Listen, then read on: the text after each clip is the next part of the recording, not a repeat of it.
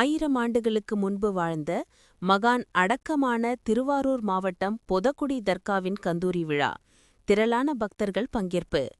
மனித நேயத்தையும் மத நல்லிணக்கத்தையும் ஏற்படுத்துவதில் தமிழ்நாட்டிலுள்ள தர்காக்கள் முக்கிய பங்கு வகிக்கின்றன.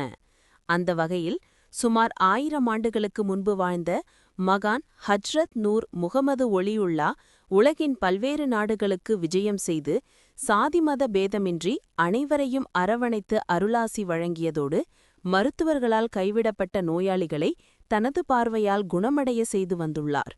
இறுதியாக திருவாரூர் மாவட்டம் பொதக்குடி வந்து தங்கிய அவர் அங்கேயே அடக்கமானார்.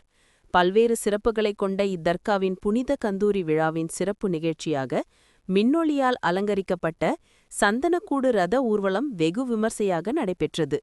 நகரின் பல்வேறு பகுதிகள் வழியாக வலம் வந்த சந்தனக்கூடு ஊர்வலம் அதிகாலை மீண்டும் மகான் அடக்க தலத்தை அடைந்து பின்னர் மகான் சமாதி மீது சந்தனம் பூசும் நிகழ்ச்சி நடைபெறவுள்ளது.